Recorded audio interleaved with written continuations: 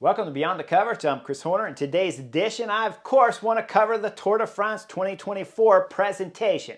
They have announced all 21 stages, so we know what to expect in next year's Tour de France edition. But along with that, I, of course, want to cover a little bit of Jumbo-Visma's Director Sportif, Zeeman. He just got done airing out a little bit of dirty laundry there on Primoz Roglic, so of course I got to bring it up. Now we go back into the Vuelta a España in 2023 and we look at that stage 17, Languru stage, when Sepp Kuss got dropped. Zeeman starts giving us a little bit of details. Talks about how the tension in the Jumbo-Visma team was, especially between the three leaders after the Languru stage, where he had to have one-on-one meetings with Primoz Roglic, Jonas Vingegaard, and Sepp Kuss and get their opinions on how that stage played out. Now, basically, he throws Primoz Roglic under the bus is the way I read the article. I'll post the article, of course, and you guys read it and put up your own opinions and leave a comment in there. But remember, if you go back to the butterfly effect after stage 17, I say we might have to wait 10 years or for riders to start retiring or director sportifs to start retiring to find out exactly what dirty laundry was being discussed through Jumbo-Visma from basically stage 16 and 17 and the big time discussions that they would have had amongst their team and riders on planning about how to handle the next mountain stages after Languru and all the way into the finish.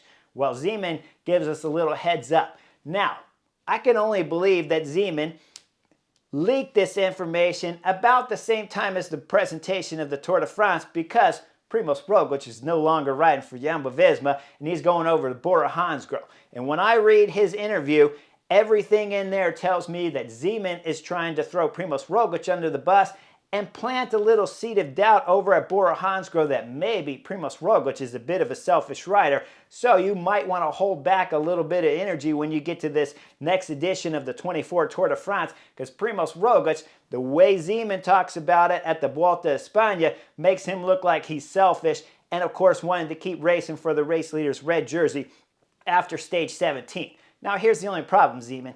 No one should have been racing for the race leader's red jersey after stage 13. Once Jonas Vingegaard jumped over all of the competition and moved himself up to third on the general classification, the race for the race leader's red jersey was done and over.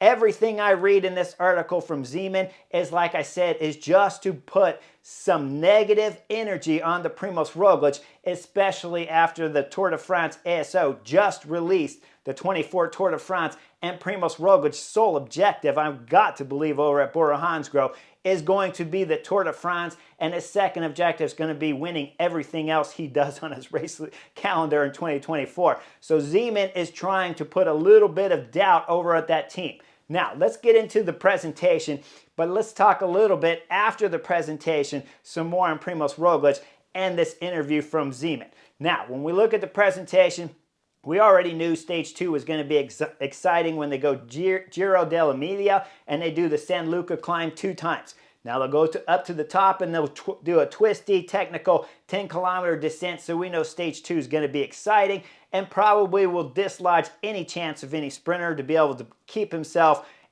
in the race leader's yellow jersey. Stage 3 is going to be a sprinter stage.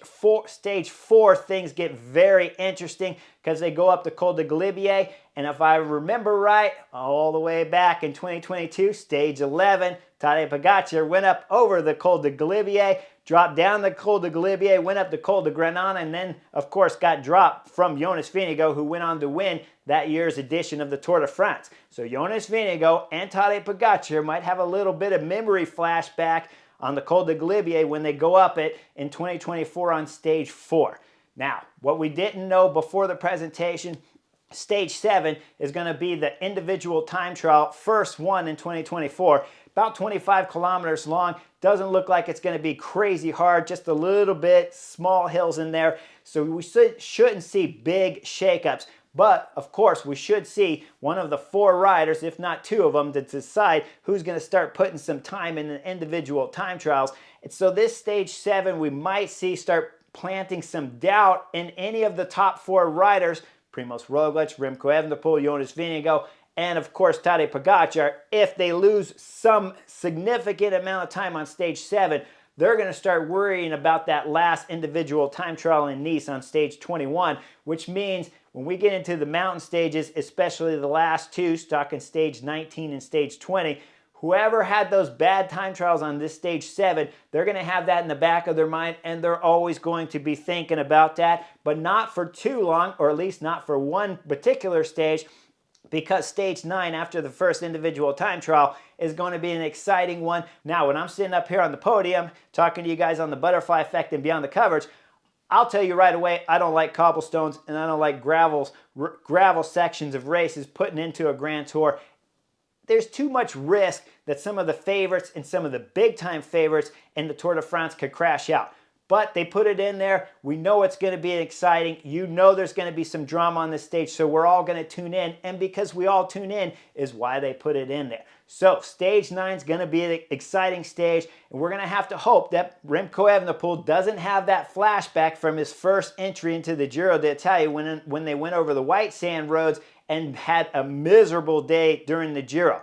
Let's hope that all 4 riders of the big-time favorites come out of this stage 9 intact, because they'll get a little rest day after that. Then they'll start going up to the direction towards Paris, about 100 kilometers south of that's the furthest they get in France at this 24 edition of the Tour de France, before they start heading south and through the massive Central for one of the next mountain stages.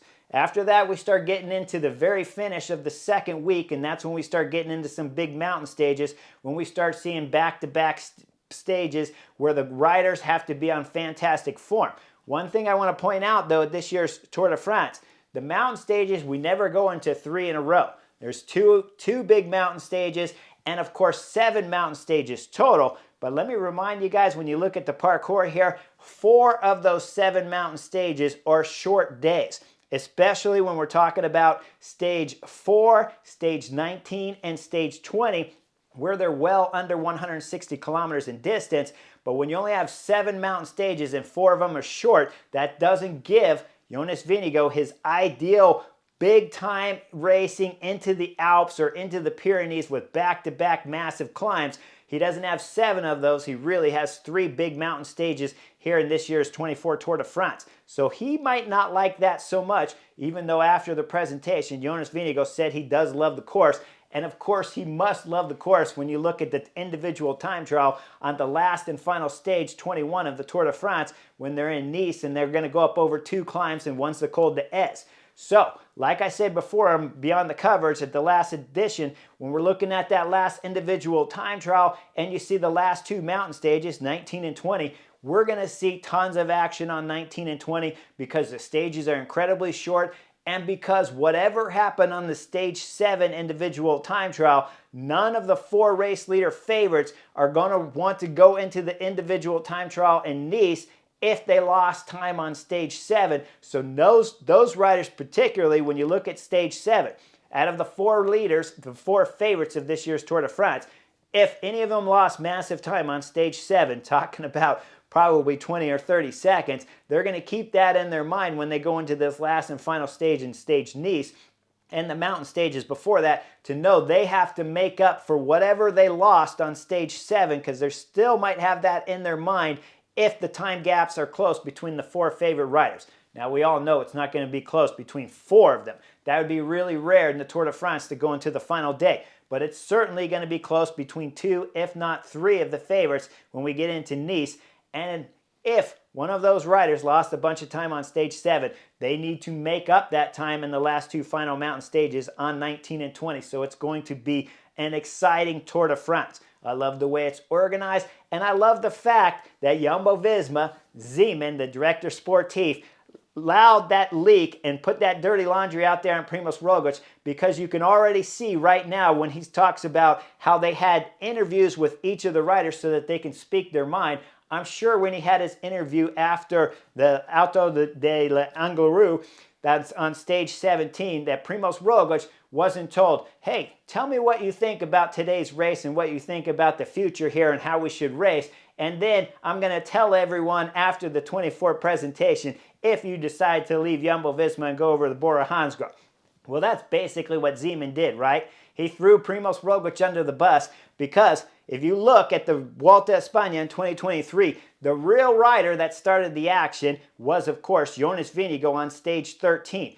That stage, like I said live when I did it for the butterfly effect, I wasn't against that tactic. It was just one I wouldn't have used. But on stage 16, like I told you on the butterfly effect, when Jonas Vingegaard went up the road, when they were already sitting 1, 2, and 3 on the general classification, that was the first mistake from Jumbo-Visma. So Zeman, if you're trying to throw under the bus any of your riders, maybe start with Jonas Vingegaard first and then round it out with Primoz Roglic.